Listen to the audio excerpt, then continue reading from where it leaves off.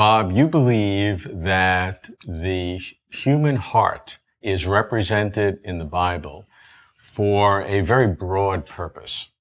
Describe that. The heart in the Bible is really the center of the person. It talks about the inner person of the heart.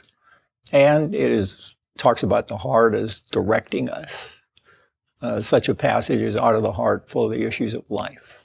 And yet we are commanded to guard the heart. So our heart pretty much directs our life, and we are to direct the director of the heart, according to the Bible. Now, how does that articulate with what scientists assume is the brain-mind, or people talk about consciousness? Is this, in essence, the center of consciousness? Is this the core of our mental beings? Or is it just a metaphor? Well, it is a metaphor for the core of the person. Now, sometimes heart is used for the physical organ, but it's used also metaphorically for the depths of the sea and for the center and perhaps something that's hidden. But most of the time it's used as a metaphor for the inner person of the human being.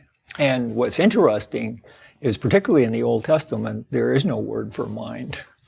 You think with the heart, you will with the heart, and you feel with the heart.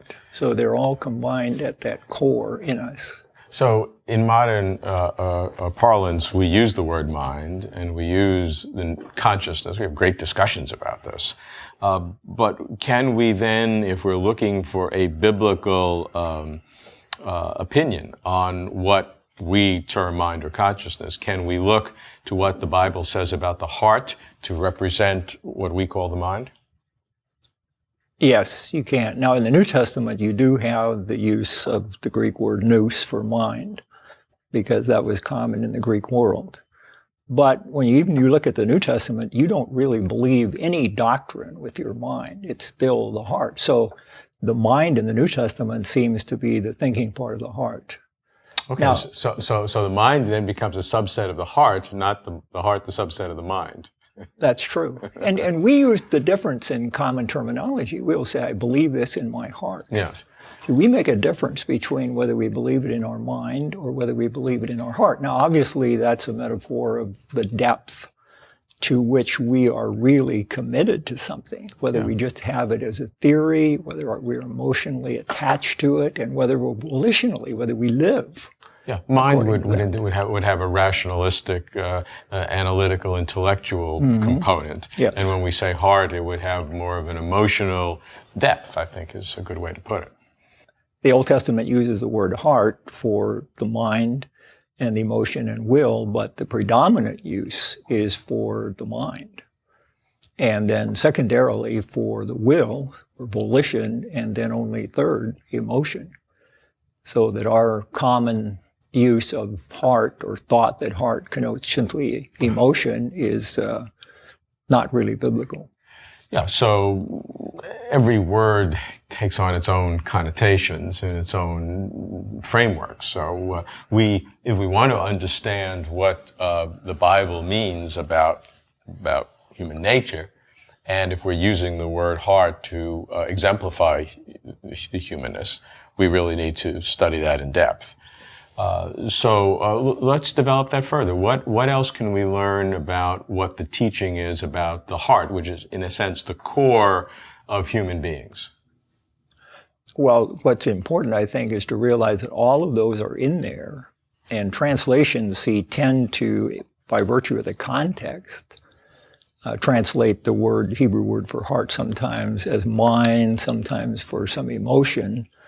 But in doing that, you miss the fact that they are bound together. And from what I found, it seems like if you get to the very core of your heart, those three personal capacities of mind, emotion, and will become one. So that in the Bible, if you really know something, you will feel it and you will act accordingly. And that, to me, shows how far we are as most humans, because we have separated those.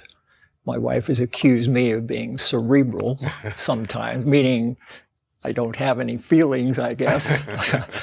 And then we all know people that sometimes run on their feelings without the cerebral part, where in the Bible, those are all to be combined. So it's the combination that expresses the essence. Would you say this then becomes the purpose or the objective of why we have consciousness, why we're self-aware beings? Well, I think that we would have consciousness, self-aware beings is because we're personal beings and we were made to have fellowship with God and one another. The two great commandments of the Bible, love God and love one another. And I don't think that we could really have love without those personal elements. So consciousness, responsibility, love, all is part of what we speak of as a person. And a person is responsible in relation to each other. Bob, so I seem to now have a number of terms that I'd like you to try to articulate for me. We have the heart, as you've described the Bible uses in its very broad way. We have our current understandings of what we mean by consciousness and mind. That's in a modern sense. We have conscience, which is a different term, which is sort of a subset of our feelings of guilt over some kinds of things. We have issues of moral law and morality and what one ought to do. So with all of these concepts from a biblical point of view, how do you unify them? Well, I think the heart is the core of the person. And the person in the Bible is simply a responsible person. And to me, to be responsible, one must be aware of himself, must have an awareness of what he's responsible to, and sort of the law written on the heart, as the Bible says. And so consciousness just comes with the concept of a person in the Bible. An animal, for example, has a certain consciousness, but not a self-consciousness. And so the Bible just assumes that persons, humans, are self-conscious, made in the image of God, and therefore capable of fellowship and communication with God and with the fellow person. When you're using the word heart in this biblical sense, it's obviously a metaphor. Yes. But does that metaphor stand for something of substance, or is it for a general, generic synonym for human being?